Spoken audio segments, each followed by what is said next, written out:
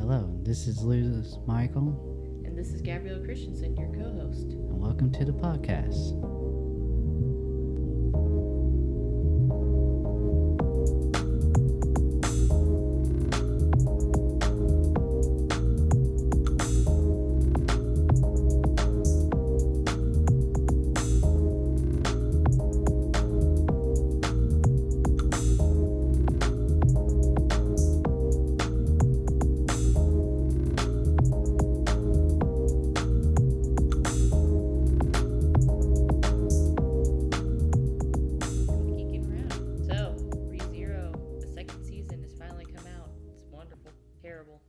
Have you ever caught up on it? No.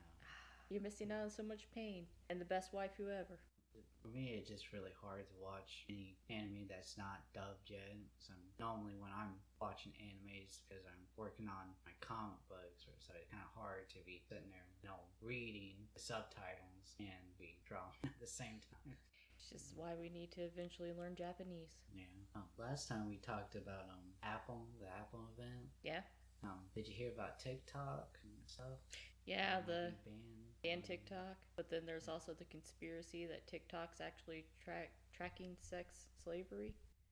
I didn't hear that part, but I thought the reason why it was being banned is because it was in the news, in the upcoming update to iOS 14, is that it will tell you when an app or a website or whatever is on your phone or your iPad or whatever, if it's tracking you or collecting any data, whatever. And apparently, when you on TikTok, it will track your clipboard, which is you copy a link and then you go to send it to me. You go to the text menu, right? And you gotta push, you hold and it pops up.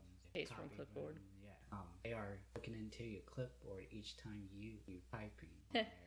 So it's like, why would they need that? I mean, what is for them to have to look into that? Right.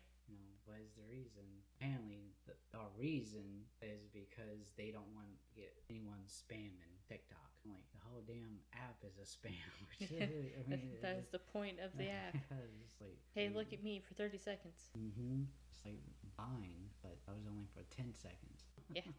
I mean, I had heard a lot of conspiracies about it being the Chinese government tracking your information, accessing your phone. I was like, well, I guess it doesn't really matter.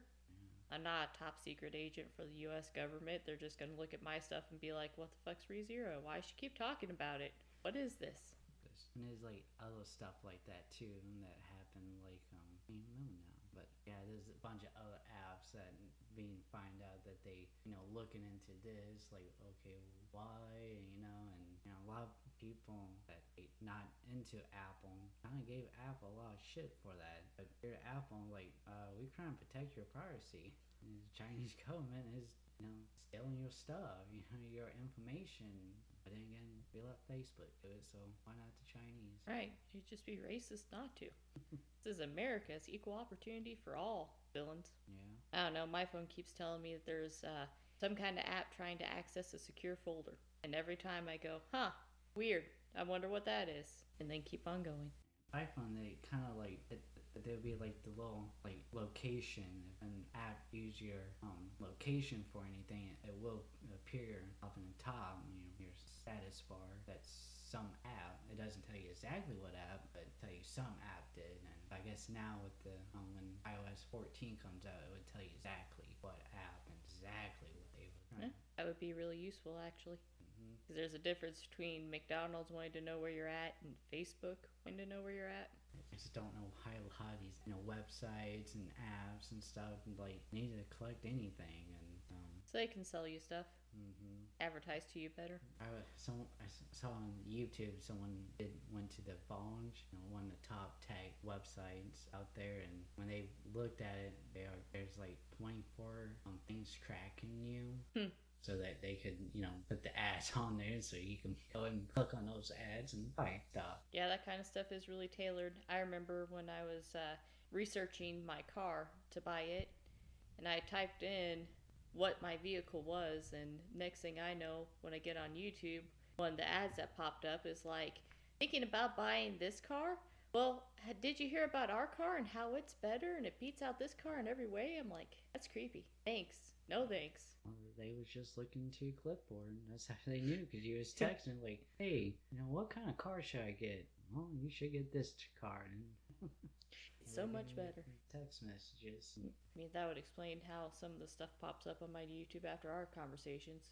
Mm-hmm. Yeah, I didn't even think about that. I was just kind of joking. Now thinking about it, like, well, yeah, because I think that happened with the Oculus one time. We was talking about the Oculus, and all of a sudden, I got ads for Oculus. I'm like, well, I already got it. Leave me alone. Too bad. Or that time we were talking about conspiracy theories, because we had that person outside of our workplace we were both employed at the time in the black SUV, and we were like, oh, is that the government? Oh, yeah. The next thing we know, both of our YouTubes start popping up conspiracy theories. I'm like, but I wasn't even into conspiracy theories at that time, so that was great. Yeah, and it was just weird that that black SUV just stood at the end of the driveway, the parking lot level. Yeah, that stuff still happens. Of course, it doesn't happen as often as when we were both working together, so I think they're on to you, Michael. Probably. Men in black showing up my door and dogs barking at them. And then when I go out there and look, no one's there. Apparently they're going to come and get my grandmother, too, because she was the only one who heard my dog barking last night. You know, it's weird. I never watched Invader Zim. I read the comic book, the Johnny the Homicidal Maniac Killer, but I've never seen the Invader Zim series. Huh. I hear they finally did a finale of it on Netflix. I think I started a long time ago. They did, but apparently they came out with a movie. Netflix had an original movie release this year or last year. Huh. Another random thing that popped up on my YouTube. I was like, oh, that's interesting. You never seen it before when it was on TV? No, I've seen all the pop culture references, and I'm like, well, that's great. Like I said, I read the Johnny the Homicidal Maniac comic books, but never did get to see Invader Zim, so. Every goth chick I ever knew loved that show. I know, it was all over Hot Topic for the longest time, especially Gurr. I'm like, and I really feel like I should be in love with this show and know everything about it, but I don't. So who's your top waifu? Asuna. I'd have to say Rim from ReZero, or Saber from Fate Zero. We talked for like 2 hours before this podcast even started, and we had so much to talk about. Yeah, but a lot of that stuff will be in the news. Yeah, that is the problem. We're trying to tiptoe around all that. And I do want to let the listeners know that there's like a lot of geek and gaming stuff that events happening right now, and like a week ago and stuff. They had a Nintendo Direct on like a week ago or so, and you had the Xbox with the Comic-Con and Comic-Con itself going on. Comic-Con at home. Yeah, normally, like channels like this, podcasts like this would be just covering all that stuff, but because this is our second podcast, and we both work full time, and I have a whole bunch of other projects I'm working on. We just don't have the time to take off work to watch all that stuff and write about it, and then have but eventually in future, like next year, when all this stuff is going on, we would be able to actually take some time off and actually do just a podcast, nothing but about Nintendo Direct or the Xbox event, the PlayStation event, Comic-Con. It's just something about a live event where there's actual people there that it's easier to justify being off work to go see it, or taking the time to see it or do it. There'll be a lot of local events that we'd be covering too. But yeah, I just want to let everyone know, like, people probably be listening, like, why are they covering that? Every other gaming or geek, podcasts and YouTube channels covering this and blah, blah, blah, blah, blah. I'm like, yeah, but we ain't as big as those you had. Not as cool. Have pity on us. One day, maybe, but hopefully soon and stuff. Well, and when stuff reopens, like when some more movies and stuff start coming out, we'll probably do reviews on a movie or something. Yeah.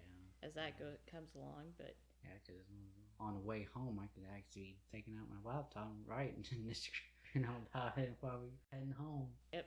It was like an hour and a half away, almost 2 hours away. Where we go to, yeah, they're about. Granted, Hannibal is just as nice now. That's what. No, it still ain't as big. It doesn't got the grand screen. That's true. It doesn't yet. Yeah. It was just so weird watching the Rise of Skywalker on that, because we had seats that very close to where we would have sit, in the middle, right there in the middle, and it just was so different. Because it was just so small. I was like, wait, what? I forgot about these small folks, like poor people. Movie theaters. I'm not rich enough to go to the IMAX. Yeah. So I get the grand screen ones halfway through. I mean, one these days, those are big dreams, right? Just be like, yeah, I'm going to go to the IMAX theater every time. If theaters even are open. I suppose they are where we're at, right? Have opened back up? No. So I was looking at one of the movies we will be talking about later on. Yeah. I see about in that, because I would like to go see that, but it still hasn't. There's no dates for any movies whatsoever. Yeah. That'd be really awkward if someone stole your seat in this kind of environment where you have to be a seat away. Everyone has their own seat. You always end up getting your seat stolen. Yeah. Next time, I'm willing to say something. It kind of pissed me off last time because the guy went and got the manager on, and the manager kind of was rude to me because you guys was gone. Yeah, we're doing the chick thing of going to the bathroom right when you get to the theater. Just me and Josh sitting there, and he got in front of us, and he started kind of 1, 2, 3, 4, 5. You all should need to be down there. He's like, yeah, I'm sorry, guys. He's talking to the guys. It's like people get crazy when it's Star Wars and stuff. I'm like, I'm sorry. But these are our tickets, and it does says right here, the numbers on the seats says this. And he's like, no, when you count it, it's 1, 2, 3, 4. Like, oh, well, your numbers on the seats are wrong then. Yep, for your way of counting. Man, it does suck. He was lucky your sister wasn't out there. She probably could have rang him a new one. Yeah, but still, that one would still piss me off. No one was in the theater house, and they still it was it was like 10 people all together, and the 2 people who was there stole our seats. I was like, what the fuck? It'd be really great if it was still the same people too. Yeah, go back to the Apple. I told you about this. They taking out the charger block. Yeah. And they're keeping the cord part in there. They're taking out the thing the block that you put into the wall. I guess, like you said yourself, oh, now every phone company gonna do that. And like a week after that, we got reports of Samsung be doing the same thing.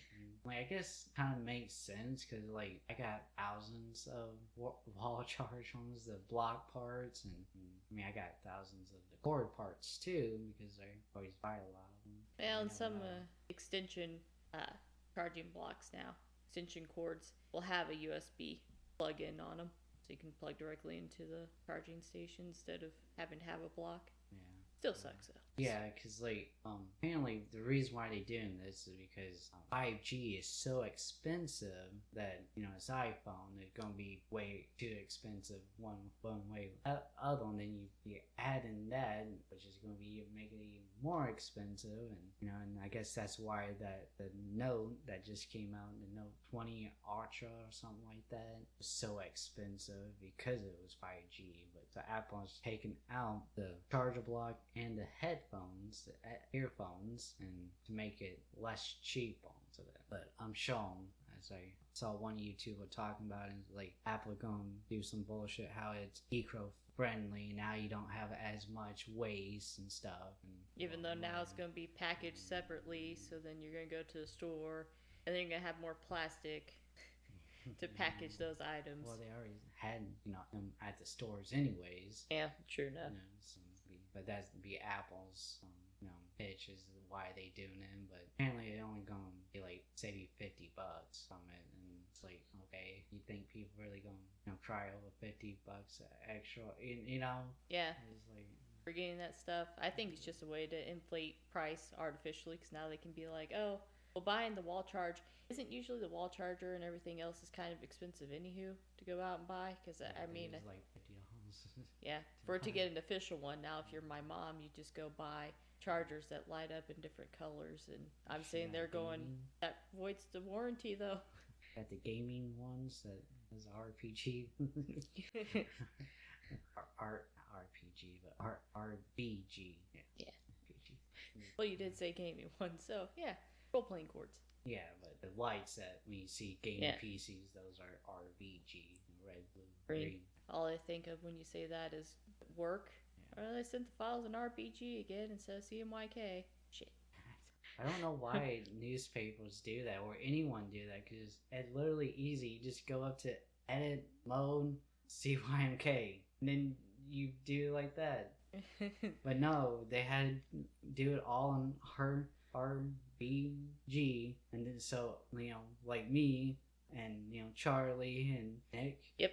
Had to go in there. Takes the actual 20 minutes or whatever it is. I think they had to do it a lot longer because they had to do it for press, because it's a lot longer process for them because they had to do it for press. But with me doing it with the digital machine, it wouldn't take me all that long. But it also wasn't too much of a game breaker if you miss something either, because the digital machines wouldn't really, the color would just be off and we'd catch it on the first one and be like, okay, well. Now that newspapers can't even send PDF files now, they send them in sometimes TIFF files that's been coming in. Like they'll have 5 pages in PDF and then they'll have one that's in like a TIFF file. It's like, why? Is it a lot of paper, like pictures in that specific file? I don't know. It's just what they complain about, that they'll have all the other pages in PDF, but then they'll just send one over as a TIFF file. And it's like, why? Why you do it? You guys will fix it for them so they don't have to worry about it. I remember Charlie, and I remember Jerry talking about this too, that how they had to hold their hands, the newspaper people, to tell them how to do their job. And it's like, well, that's not really our job. You should be doing this part. And it's like telling the newspaper people, just Yeah, because in the end we do it anyway. So, have you ever played a dating game, like one of those dating games online, like online? Yeah, like, or not necessarily online, but like an app, like a role-playing game, flash game. Newsgrounds. That should tell you why I can't talk about it. It's on Newsground. I mean, though Tommy games are kind of that bad, I'm pretty sure Obey Me's great. Just gonna throw that out there for our female listeners, since apparently that's all that listens to our podcast anyway, is all the chickies. Well, actually, I looked at it the other day and it now shows 3 guys and the rest all chicks. Yeah. Well, for all my girls out there then, yeah, Obey Me, that's a great app.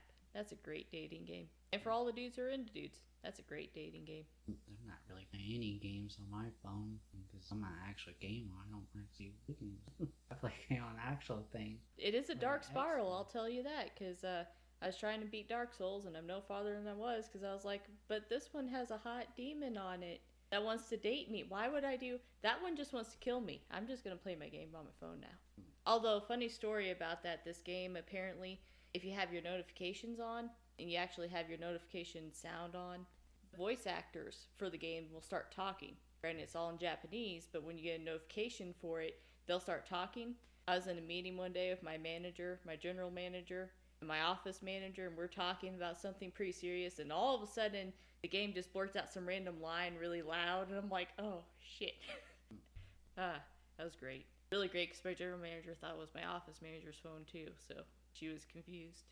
So you think we go on the topic now? That sounds like a great idea, man. Alright, let's go to topic.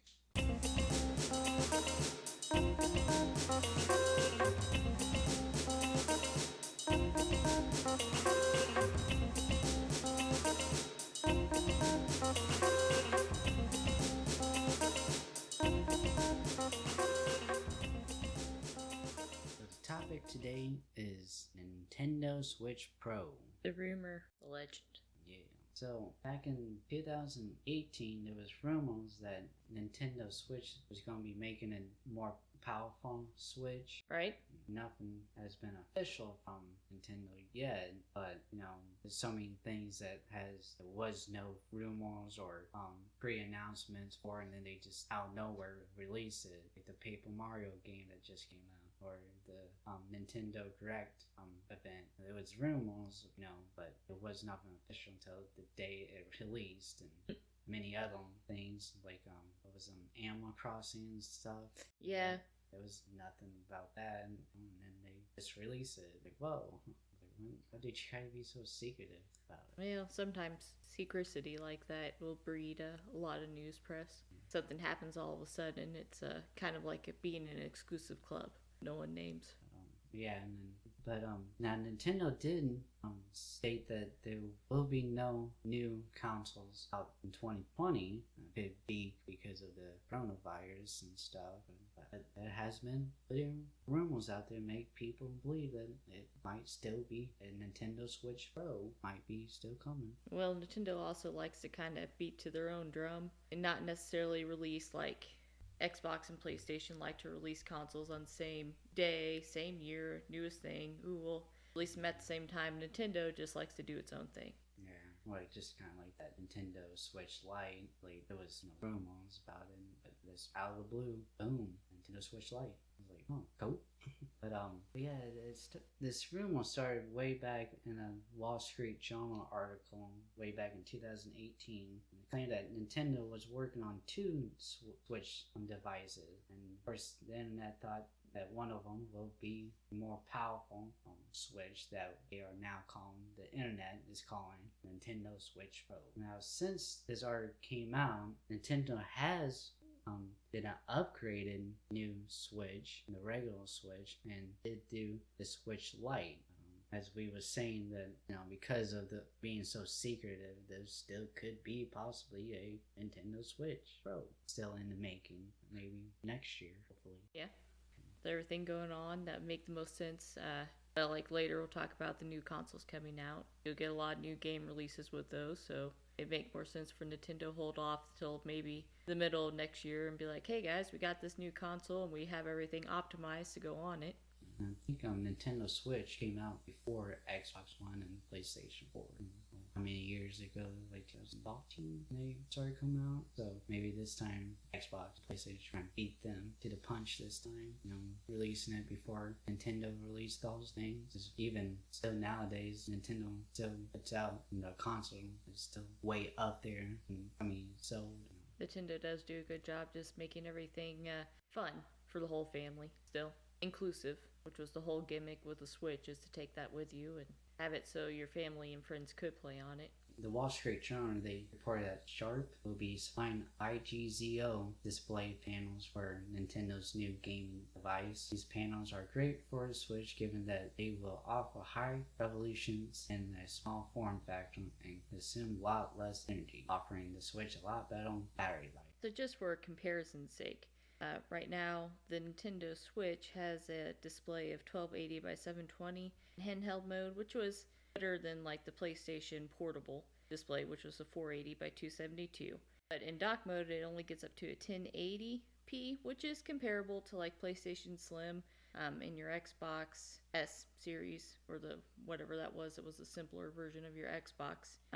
Those both had a maximum output of a 1080p, but where you really get your difference, like for your graphics and stuff, your Nintendo Switch as it stands now only has a 768 turnover rate per second in the millions. Your PlayStation Slim has about an 800 turnover rate in the millions per second. And then when you go up to your PlayStation Pro, not only can that play in a 4K format, but it also has a 911 million turnover rates per second for your graphics. And then there's probably also a lot of other hardware stuff when you're looking at your PlayStation and your Xbox that is far superior power-wise than the Nintendo Switch or the Nintendo Switch Lite, of course, that we have right now. So really, they're lagging so far behind now to really the old generation consoles, because we're coming back to that cycle again where PlayStation and the Xbox will be coming out with their newest models, that Nintendo's really does need to kind of step up their game and come out with something different.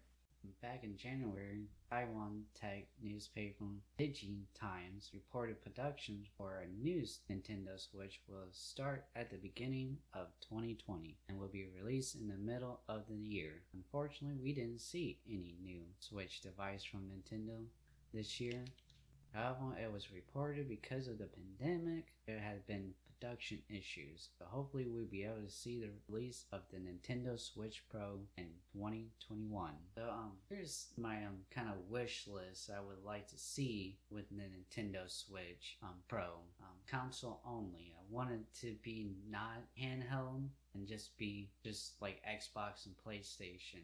Like they could still do the handheld ones and still actually have all three of them: the Nintendo Switch Lite, Nintendo Switch, and Nintendo Switch Pro.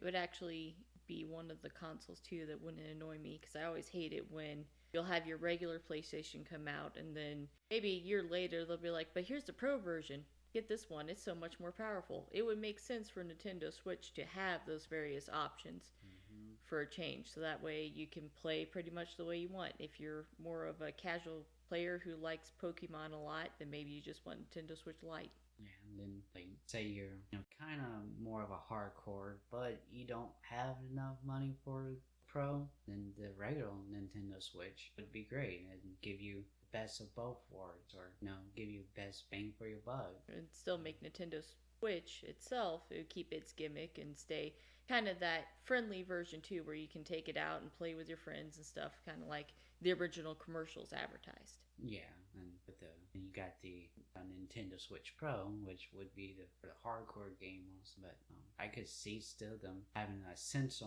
on the console, and you can use the joysticks like you would with the Switch to switch them out, or you could still do that, but you wouldn't be able to take it, wouldn't be handheld. And really what they could do is they could, if they wanted to ever do something like they had a game where they logged your steps or something to unlock something in the game, and that's part of having the handheld Switch, they could make it to where their consoles kind of interact. So if somebody wanted a Nintendo Switch Pro, and they could also get a Nintendo Switch Lite and take the Lite with them and do whatever kind of bonus would be for playing on the go, and then come back and have that information communicate with the Pro console, so you could log all those achievements. Yeah, I think like the hardcore gamers and like definitely Nintendo fanboys will definitely do that option. Have the Nintendo Switch Pro as the main gaming device at home, hooked up to the TV and everything. But we'll have a Nintendo Switch Lite to have, so that when they are away from home,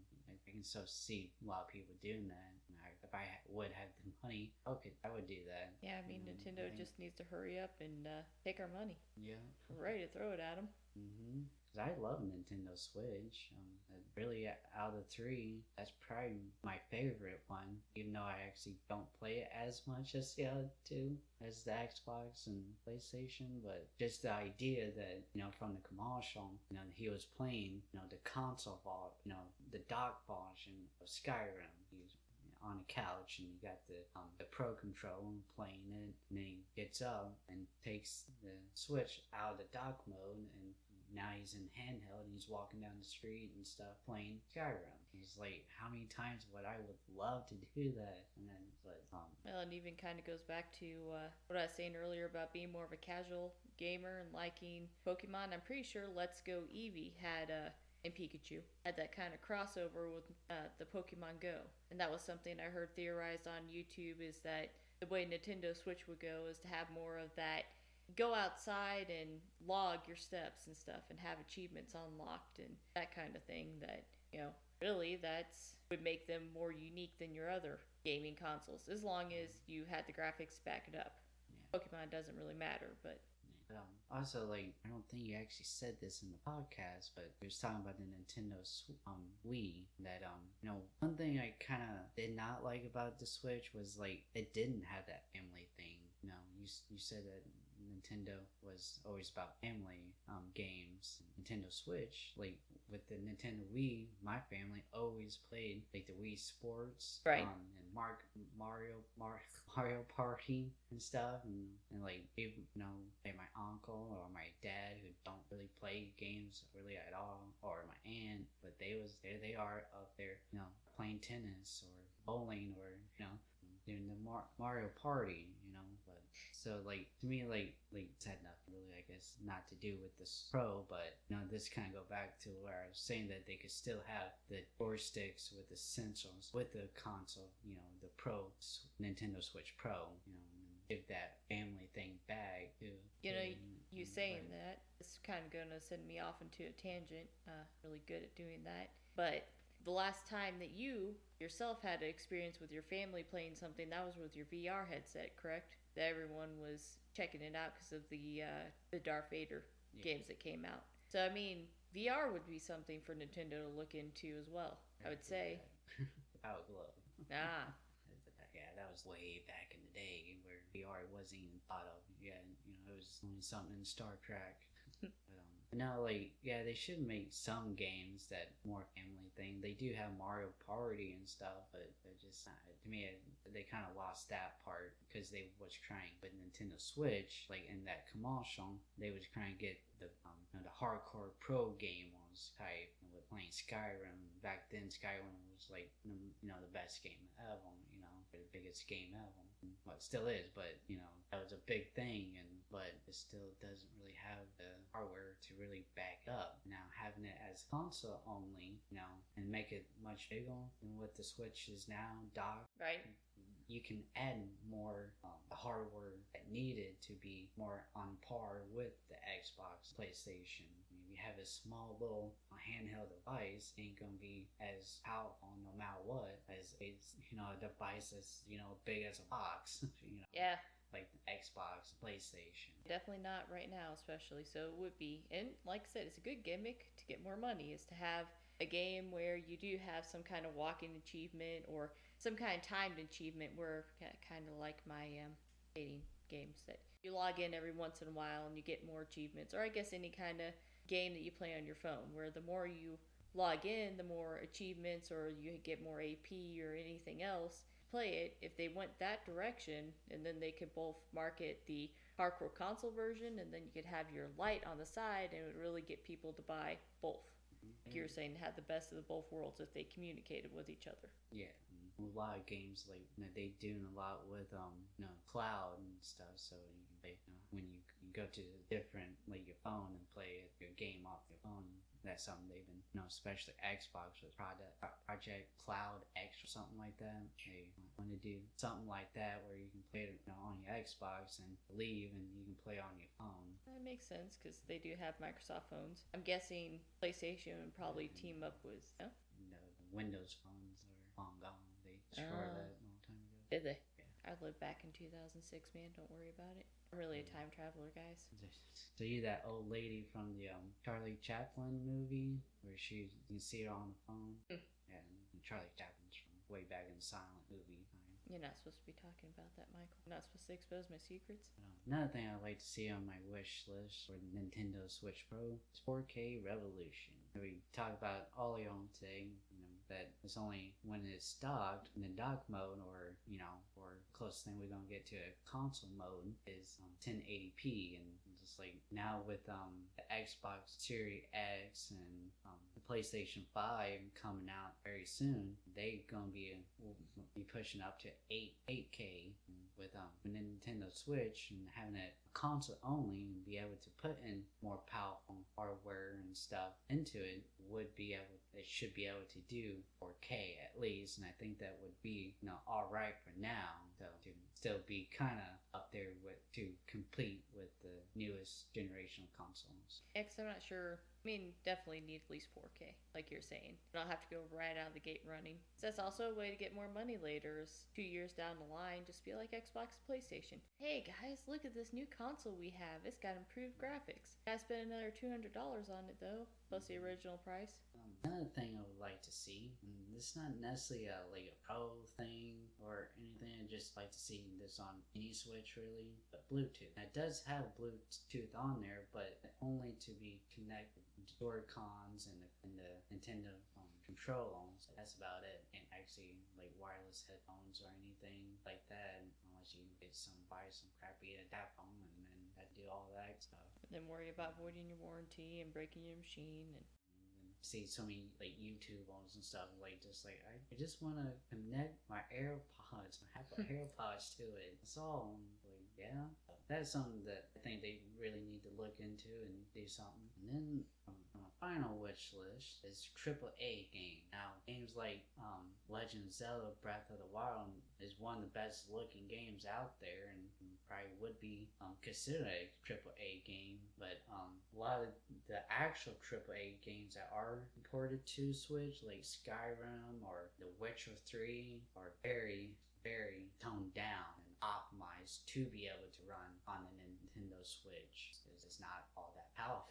enough to really run those. So, like I said, with a console-like, device that is much bigger, we'll be able to put in much more powerful processors, graphic cards, and all those fun things we have in, Xbox and PlayStation. We'll be able to run these AAA games, much better, and if hardcore, there'd be more hardcore gamers wanting to play on, on Nintendo.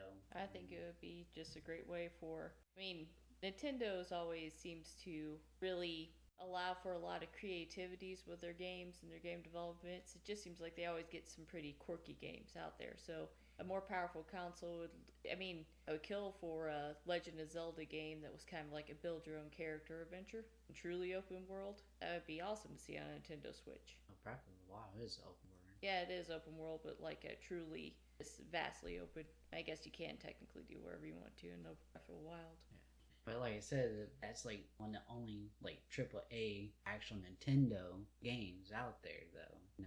I think Mario Odyssey is kind of like has an open world type of thing going on, but I think that was more kind of like Mario 64, where you go into the door and then you go into a different world. Yeah, but it's not necessarily open world, but it's still like you have all these different big levels that you can go through, and I haven't played it actually, but Mario Odyssey. But yeah, I think it would give more games there for Nintendo, and they wouldn't have to optimize it so heavily to be able to run on it. Like the Nintendo Lite and the regular Nintendo Switch, they won't be as powerful as the Pro version, but still be able to play it. Maybe not as good, but it's kind of like with computer. It's like, yeah, you can have Photoshop running on your MacBook Air, but it would run even better on a MacBook Pro because it is more powerful.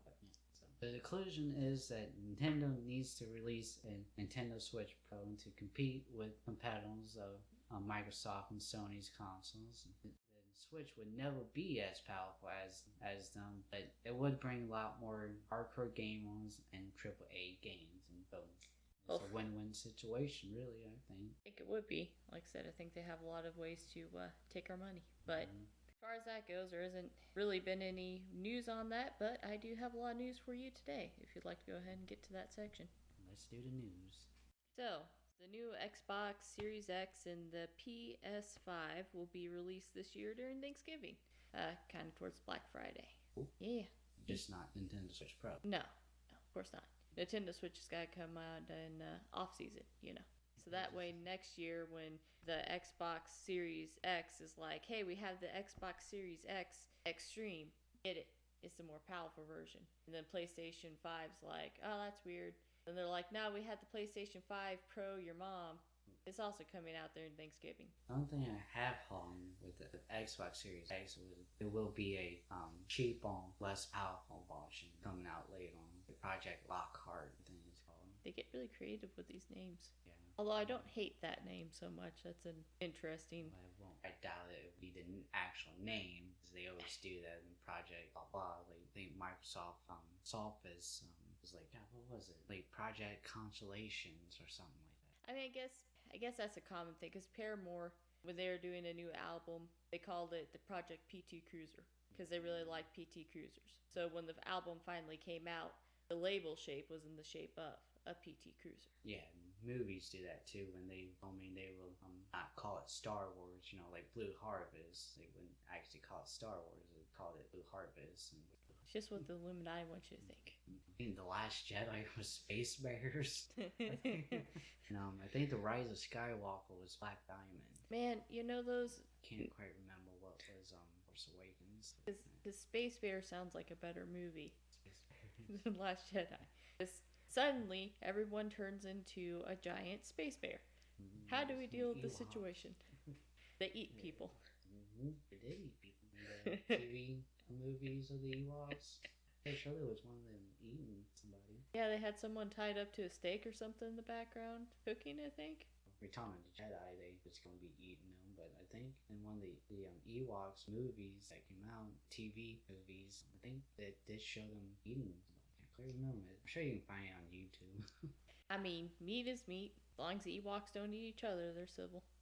Well, with the new Xbox Series X and PlayStation 5 coming out, do you think Ghost of Tsushima will get a second? Seems like everyone really loved that game. So far, it's got critical acclaim, and all the gamers seem to love it. There's like a select few people who despise it, even though people in Japan really love it. So they just like to complain. I mean, they even have an awesome feature in there where they do a callback to Akira Kurosawa, the gentleman who created a lot of amazing samurai movies and inspired a lot of westerns, which is really entertaining to me. It's like apparently, like in Japan, and I think it's getting to a point here too, is they completely sold out of the game. Like, I don't know if they couldn't produce a lot of it because of the pandemic or whatever, or they just didn't think it was going to be that good with a big hit. I mean, I'm not always too up on the newest releases and stuff, but I didn't even hear much fanfare going on about this game coming out or anything. There was hardly any marketing for this, but yet it's quickly become one of the highest grossing games of this year, and I heard that it surpassed the Last of Us Part 2, which was the highest grossing game so far this year. Well, since this one actually has gamer acclaim behind it, unlike The Last of Us Part 2. That makes sense. It is always interesting to me how westerns, especially a lot of the stylizations from westerns, comes from the Japanese cinema. That the whole samurai and those old black and white movies, especially like The Magnificent Seven, was a callback to one of Akira Kurosawa's films. And the man who scored a lot of those movies and has been somebody who really has a large touch on the modern cinema and scoring process in general, unfortunately passed away July 6th, 2020. Of course, that man was, and forgive me for butchering this if I do, Morricone? Morricone? He passed away at the age of 91 in Rome. He was noted to have scored over 20 tracks a year. He was just a very hardworking man. He has left his wife, Maria Trevilla, behind with their 4 children, their 4 grandchildren, and that's always a hard thing to lose somebody because they were married for a very long time. It's his only wife, and it's hard to lose somebody like that when you spend so much time with them. So yeah, he always was one of my favorite film composers out there. Very sad. Yeah, it truly is. There's a lot of movies and stuff that are going to be coming out that are probably going to pay homage to him. And that, did you get to catch up with the IGN channel? On YouTube, they had a panel for the Comic-Con at Home with the New Mutants. They finally have a set release time of August 28th, 2020, although the movie has been unfortunately canceled and pushed back several times. And right now with the pandemic and everything going on, it's kind of in the air if that's still going to happen, but they're hopeful for it too.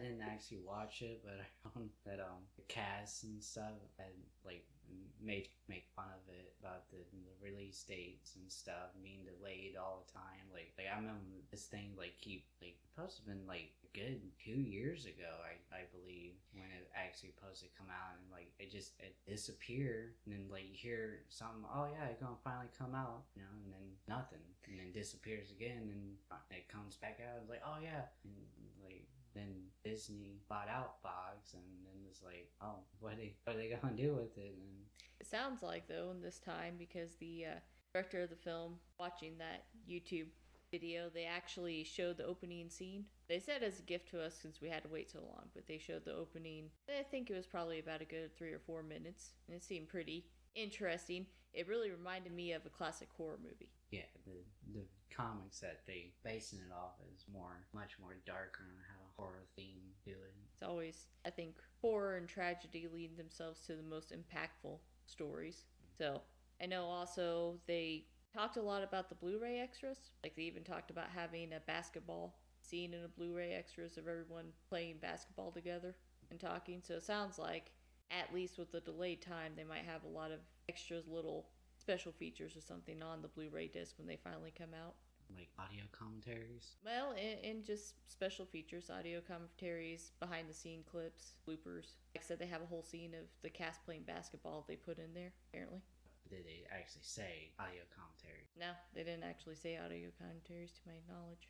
It would be weird, though, to have extras like a basketball scene but not put in audio commentary. a lot of these people from Hollywood, they have anxieties and don't like to work around people, be around people, so they don't like to do stuff like that. I just remember hearing one director saying something like that, or like that's why he doesn't do it. It's like, or actors saying that, like, oh, I don't like being around a lot of people. I'm like, well, you really got the right job for being someone who don't like being around a bunch of people. Although in this day and age where you can record things, couldn't they just sync up the audio and have them talk in different areas? Actors are weird. People in general are just weird. Yes, that's what makes the world go round. Because of the delays and stuff of this movie, I'm not going to believe it till day I'm actually at the movie theater sitting down and the title set actually pops up and says New Mutants. I would not believe this movie is coming out until I see that. When you're sitting in a theater beside the seat you're supposed to sit in because the same guy showed up and took your seat again. Well, a movie that eventually might come out into theaters, although there's no set date on it. In an interview with Pro Bible, the Russo brothers dropped hints that the next big MCU project they wanted to do was the Secret Wars. Although apparently they've been dropping hints about wanting to do this for a long time.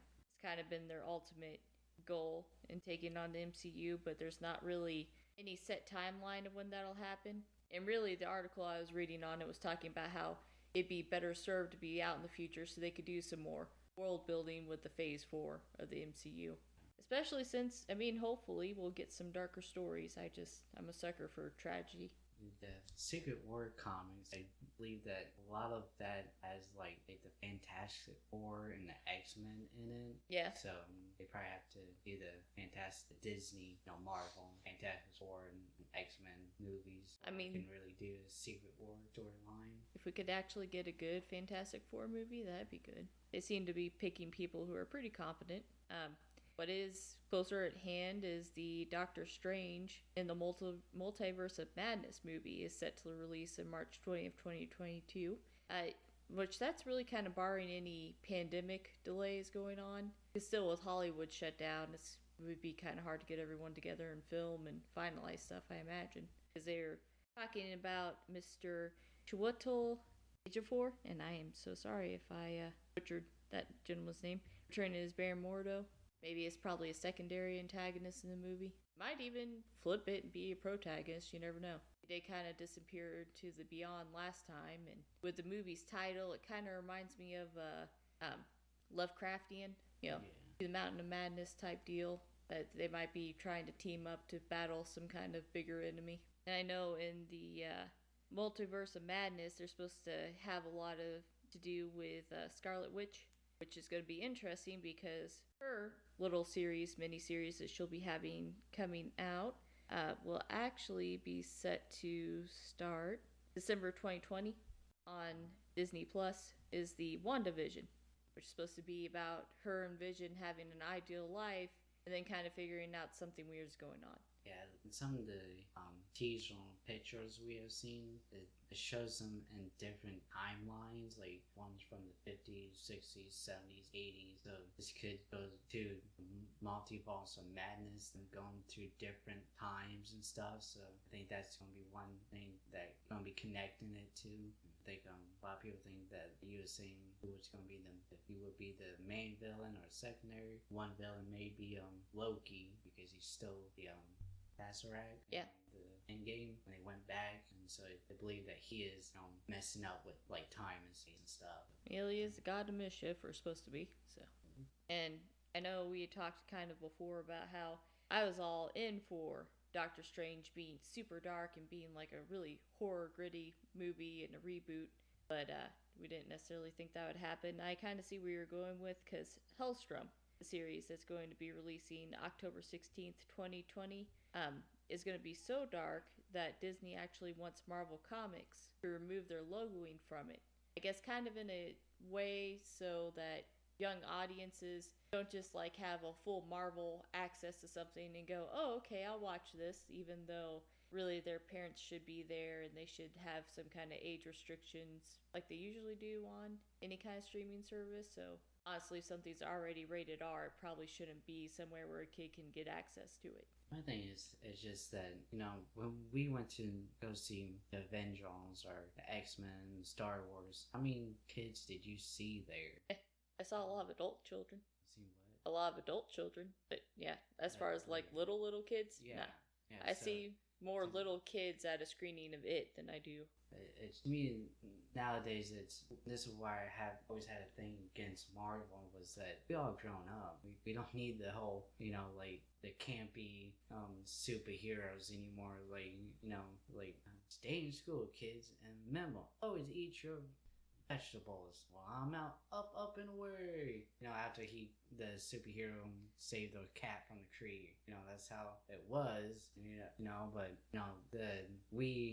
the fans grew up, and I think the comic book industry, the actual comic books and the movies all grown up too. So I think it's time to keep it where kids could watch it, but I think more about Christopher Nolan's Batman trilogy. Like Dark Knight. That was pretty close to being rated R. But it wasn't, and yet it was like PG-13, pretty hard PG-13. But it just me and talking about Doctor Strange there.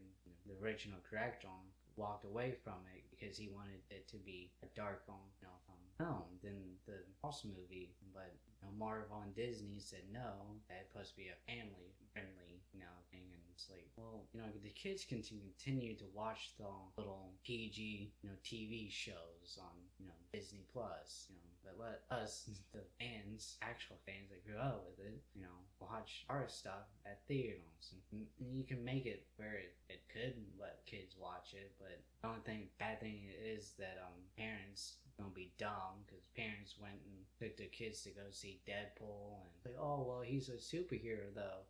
Well, possible he's not really a superhero, he's an anti-hero.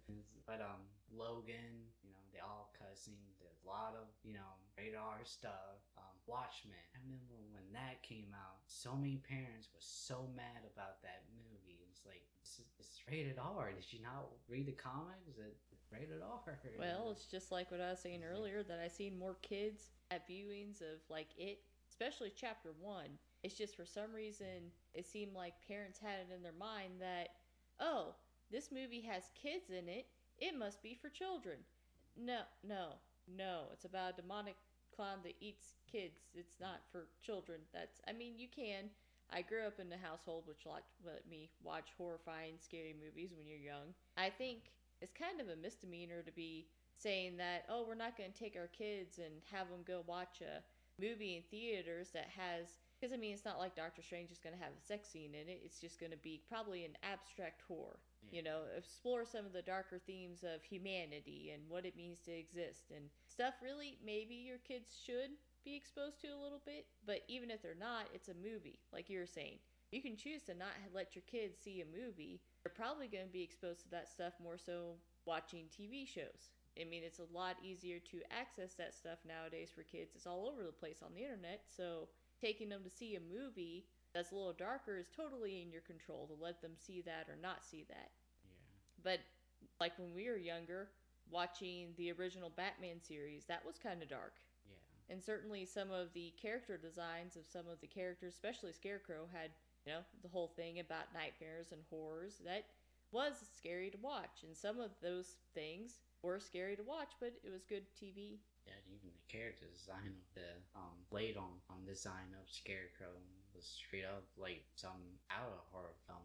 Like the first time we seen him, he just like looks like a typical Scarecrow, but the next one, you're not even sure if he is a Scarecrow. He just like was real creepy, mask, a hat, like had a noose around his neck and stuff. Yeah.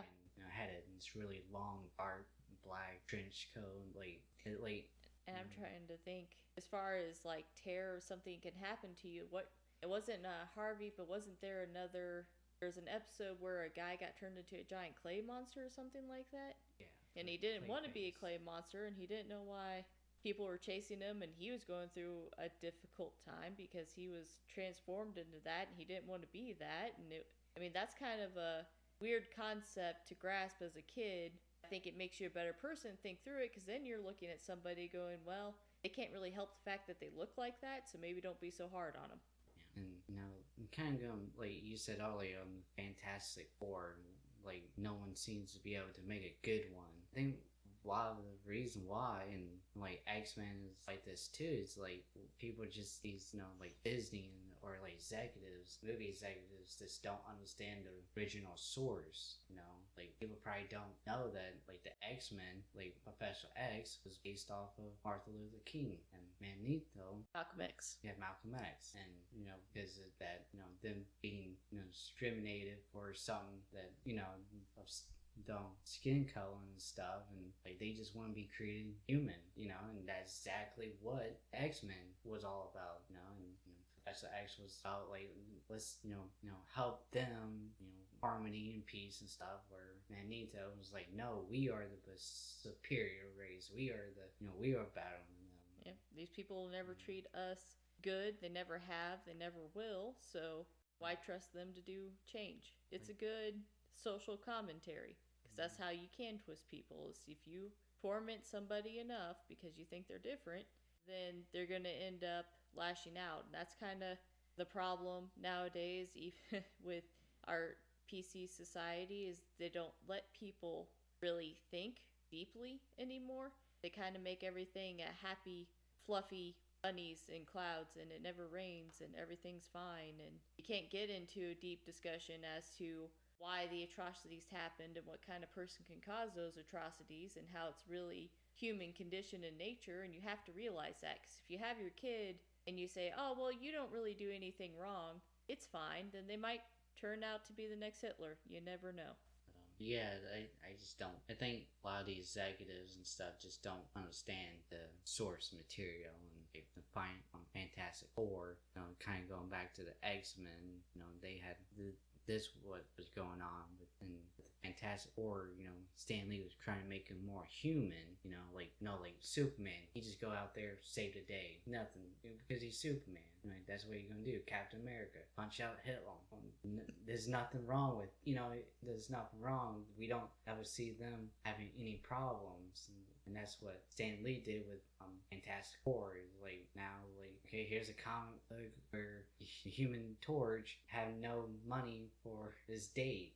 Like making them human, but still being superheroes though. And I think that like Fantastic Four that was the false step into it. I think that's kind of the reason why we don't have good Fantastic Four movies, because that was this false time doing something like that. Then when did X-Men, where it was much better, trying to make them human, because they are human. He just has no special gifts and stuff. Definitely did a good job doing more like a classical hero idea of, these are people who can do really extraordinary things, but at the end of the day, they're still human. They still have feelings, and they still have bad decisions that they make at times. And they still have consequences. That's the real thing about X-Men that sets it apart from regular superhero movies, is that there's consequences. Like nowadays, you have your movies that are kind of more aware of, hey, we just had a fight in the city and now everyone's dead. That's a bad thing. But X-Men seemed to be the first movie that kind of addressed, well, what would these people's lives be if they did have superpowers, but it, out of their control, accidentally caused damages, or even in their control, caused damages? How would society start treating them? A series that did have a good grasp on the original source material, that's also going to be coming out on October 16th, 2020, at least in Japan, it's supposed to be. Kimetsu no Yaiba, Bangun Train. Love that anime series. If you haven't seen the first season, you should definitely check it out. But Demon Slayer, great anime, was trending on Twitter for a while during one of the final fight scenes of the season. It's beautifully animated. Studio Ufotable.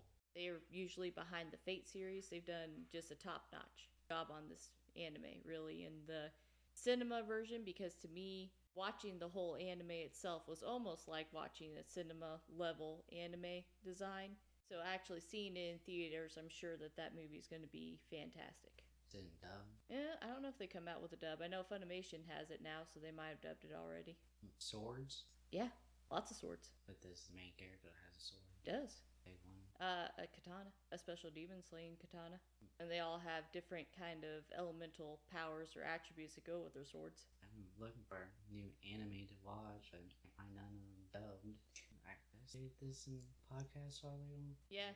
Yeah, because I was hounding you about ReZero, and if you watched it yet, and you're like, well, if it's not dubbed. Well, season 1 is dubbed, but depending on the source. I'm not sure if you can find Demon Slayer. I know Funimation was advertising it because I believe Funimation's who teamed up to when kind of this whole pandemic thing sees its course and we can get the Japanese version over here to America, they'll be the one who's at least subbing it for theatrical release. What was the anime that like they was actually doing the American version, the English boss, so that when they release in Japan, then with the they was recording the English and Japan voice acting at the exact same time. So when they release it in Japan, they will be the American, the English version. I want to say that might have been Funimation with Dragon Ball Super.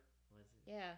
I want to almost say that might have been Funimation with Dragon Ball Super because they had the original voice acting cast, or a lot of the original voice acting cast for Dragon Ball on Z on hand. So I believe for Dragon Ball Super that was airing simulcast, or pretty close thereafter. Like if not the same day, like a week after. Yeah, I'm not sure. Kimetsu no Yaiba though, like I said, Demon Slayer, you get a chance to see it. He's riding a motorcycle and like it runs off the blood of the demon that you slay. No, it's That's what Josh does. Is that what Josh does? Yeah. When he's not a werewolf princess? No, he actually takes out werewolves. He kills werewolves and demons and with a naga. Ah. And then he uses the blood from the demons and werewolves he slayed to drive his motorcycle as gasoline to power his motorcycle. Man, I read a very erotic story about that kind of thing once. So it fits Josh's characteristic anyway. Josh the legend. That's why he can't work at our work anymore, because he has 3 jobs and he also slays demons.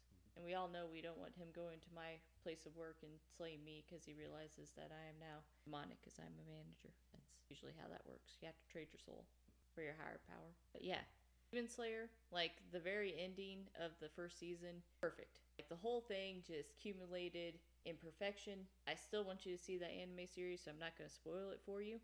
But it was done a lot better than the ending of the Star Wars trilogy, sequel trilogy, which was ended so badly that there was a rumor going around, probably about 3 weeks ago, that they were going to try to erase that from the canon. Apparently, they were going to try to use a device introduced in the Star Wars Rebels, which is the Veil of the Force. It was kind of like the Star Wars equivalent of multi-universe. So they were going to say, well, since there's all these different kinds of options and possibilities, the sequel trilogy really didn't happen the way it did. But those rumors are kind of unfounded, and the source I was reading it from said that the person kind of made a general attack on Catherine Kennedy during the writing. So they kind of doubted that they actually had any kind of knowledge of that, but they were more like wishful thinking. Honestly, if they were going to use the Veil of the Force to do the multiverse thing, I'm sure they'd probably do it so they could continue the Skywalker bloodline.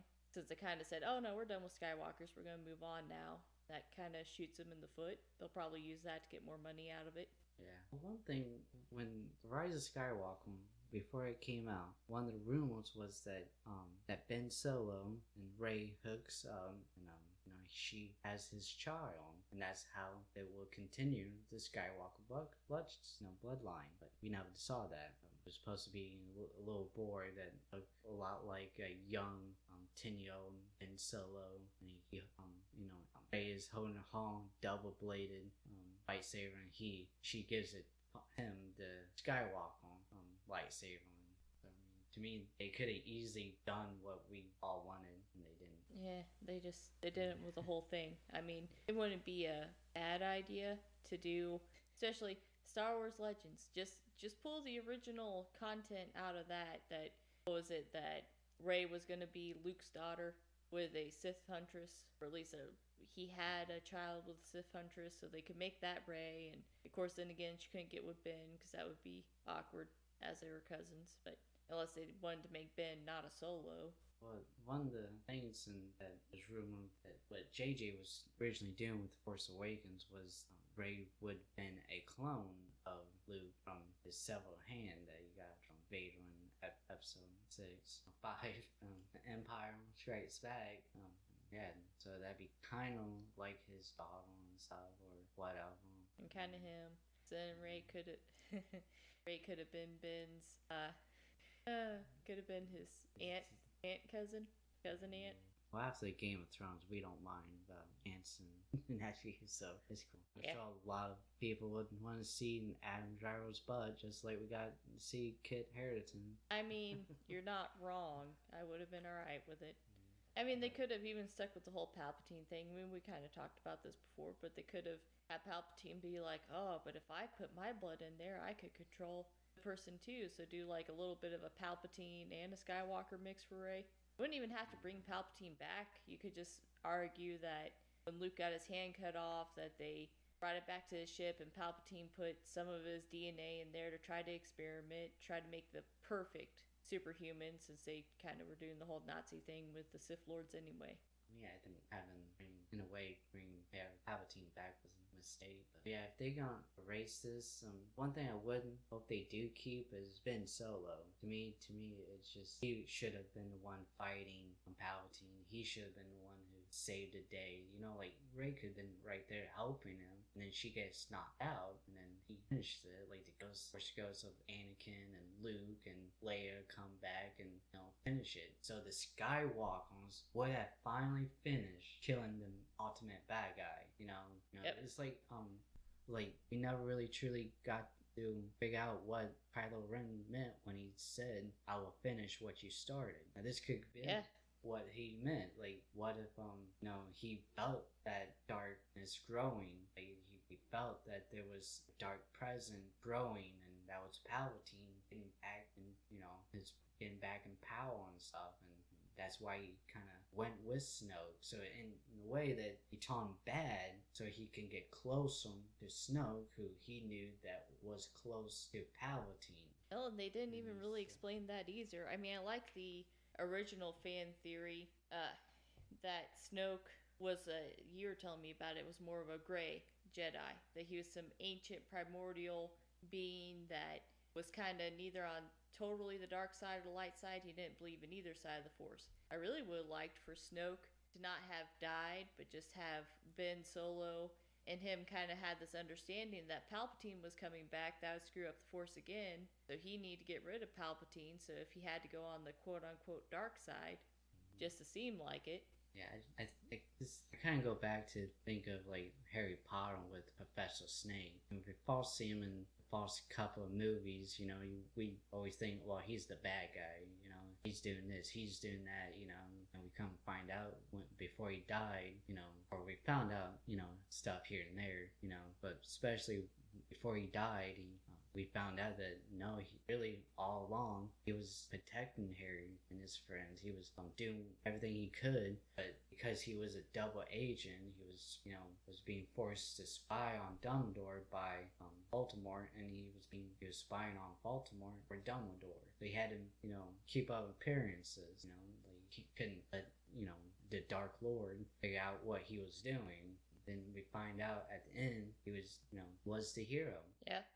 Well, I was kind of hoping to see like Kylo Ren went to the dark side and to keep up appearances, to him and the Knights Ren, who should have been Luke's other fallen students. That would have been poignant too if he would have, said that I burned this temple and I killed the students. Could have meant I killed them in spirit. Maybe like he didn't actually kill them. It was just the Knights Ren did it, and then he his little cousin Rey, to Jakku, because he knew that being a Skywalker, Snoke or Palpatine would want him, just like how they split up Luke and Leia, to protect them from the Emperor. Yeah.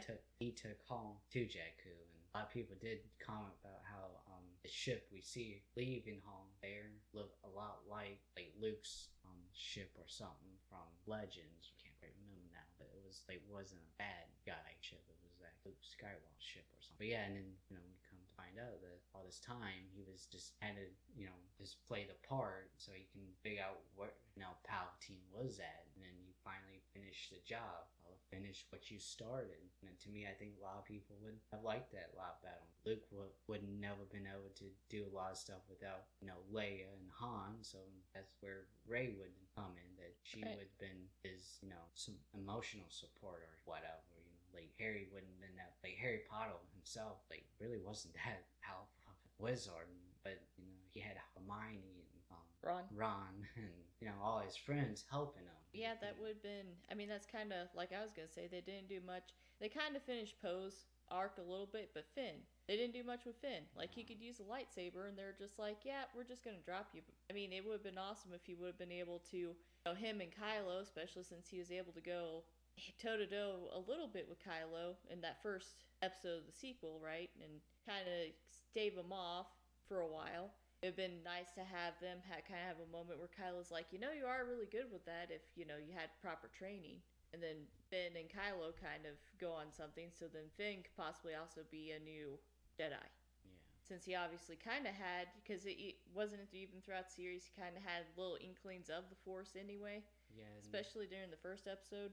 Yeah, Rise of Skywalker, rumors before that came out, it was said that Rey was training him in the ways of the Force and stuff. Yeah, and showing him, and like a lot of people say that in that scene where they in this quicksand, yeah, and he's like, Rey, I never told you, and then they all, they was gonna say that he was gonna say that he had Force ability. That could have been the reason. I mean, that could have been what the Empire was doing, because we know that there's always Jedi. Well, there's always Force-sensitive people being born throughout the galaxy, and they have all of these stormtroopers that they said are just orphans and blah, blah, blah, which is probably true, but I could also see a large amount of stormtroopers, even though they always had notoriously sucky aim, being Force-sensitive children that the Emperor knew was Force-sensitive and then had a way to block them from being, or had a protocol and a way to train these children up, but also prevent them from fully understanding the Force and fully becoming one with the Force.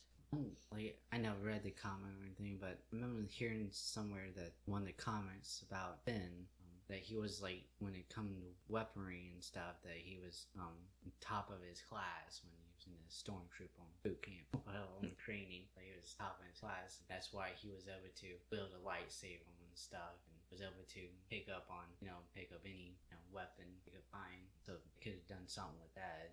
Yeah.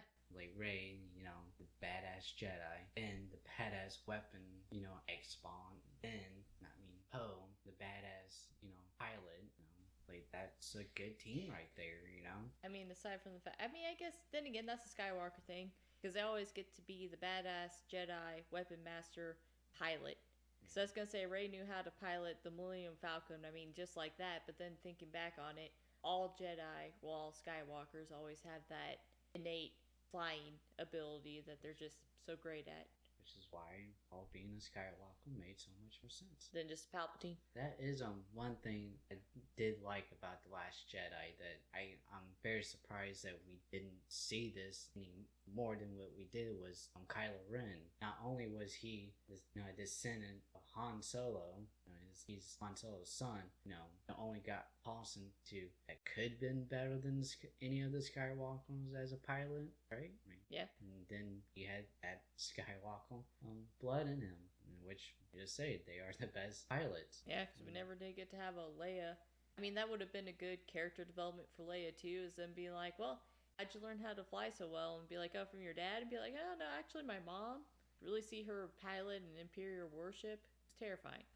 But yeah, that at the beginning of The Last Jedi, you see Kylo Ren, flying around, doing all these really cool spinning moves and stuff, and taking out stuff, firing. So, but yeah, I thought that was pretty cool. And then one thing that Last Jedi did do, wish it was a lot longer, wish there was more of it. Because like I said, like here's this kid whose families are the greatest pilots ever, and he's gonna be the best pilot. It's like, I don't know. It's kind of like what we were complaining about earlier with the X-Men and studio executives not understanding source material. It's kind of like they didn't really take into account all of what would have been going on in Ben Solo's life, being raised by both Leia and Han, and then knowing his uncle, because he had a pretty good life. So they really should have went into that. Well, they went into his childhood, which wasn't actually that good. Han Solo did abandon him when he was pretty young, and then he didn't really grow up with a dad. And Leia, well, she's a princess, a general, leader of the resistance and rebels, whatever. And she was never there, so he had a pretty lonely childhood. Did they really go into that in the? Yeah, I think it was a novel. Okay. It was Aftermath. It was more about Princess Leia, but it talked a lot about Ben Solo's early childhood. And I think that's like one reason why he kind of went to the dark side, since he had this Force connection. He was really powerful with the Force, so he went with Luke. He trained by Luke, and when Luke turned on him, he felt so alone, more alone, and kind of go back to like Rey being his cousin. Maybe she was the only one that understood him. Well, since in that theory you would have that. Well, I guess if you're going off the clone theory, it wouldn't necessarily be the same. But if she was the daughter of a Sith huntress, and then for whatever reason her mom left, and it was just her and her dad, they could bond over that parent leaving. I didn't realize. I thought in the movie it was implied that Han left after Ben turned to the dark side. But like I said, that would also be the failure on the movie's part to not kind of hit more at the dark backstory of Ben. Like The Last Jedi, that we should have gotten both Rey and Kylo's backstory, because then we would gotten the backstory. Like if she was the daughter of Luke, well, we got Luke's backstory, and because of Luke and Kylo Ren being his nephew, we also got even more backstory of Luke. But Luke, we have like Snoke would then Luke's Palpatine, like the one that he has to fight. Each hero generation always got their own villain that they had to fight. Snoke could have been that. So we get his backstory from Rey's and Kylo's backstory. We will also get all backstories, and we didn't get nobody's backstory. Nope, he wanted to turn everything on its head and say nothing mattered, but so what's your expectation? Yep, I don't know. It seems like there could have been a better way to do that. Other than, to me, The Force Awakens started out good enough. I actually didn't mind The Force Awakens, and I think it's way better than a lot of people give it credit for. I mean, I know box office are not everything, but the thing is, like, if you look at the chart, the box office chart, you would see that The Force Awakens just kept going up and up and up and up and up and up. Maybe kind of went down towards the end. It didn't go down. It just kind of started leveling off. Where The Last Jedi, like the False Week, it went straight up, and then it just went down. Right. And like the Rise of Skywalker, it just kind of steady. Well, just like with Rogue One and Solo, like except for Solo way down, but like Rogue One, it was kind of like But if I strongly believe the Force Awakens did have an extended hero run, it would probably. I mean, it is up there with the Avengers and Avatar, because it's like on and overall in the whole world. Avengers, Avatar, and Force Awakens. But here in the United States alone, actually, The Force Awakens is the highest grossing film. Well, it's set up so much. Like you're saying, it's set up so much possibility. Not per se with Poe. Poe is pretty much your by the books, great pilot kind of a rogue. But like with Finn, it gave you questions for Finn. It made you question Kylo. It made you question Ren. You had a lot of things you wanted answers for, and you're like, boy, this is going to set up so much to, Luke. Why was Luke where he was? It had so many things, and then with The Last Jedi, it really didn't give you much to question. It was just like, nothing matters, and now they're Luke's dead, and because he overused the Force, that druggie. Yes. He's not in the Covenant. Overdose. Man, they could, what they could have done too? Ryan could have totally ripped off the Covenant, and every time Luke started using the Force, he could have just got older. And then he could have died of old age. You could have seen him like shrivel up like a really raisin if he was going to go that route, other than just passing through meditation. Done one or two things. One, that he was physically there and actually battled Kylo Ren. Kylo Ren now, because he defeated Snoke, is more powerful and memorable. Like Luke says, like, I saw this power once before. It didn't frighten me then, it does now. Like, talking about, this raw power.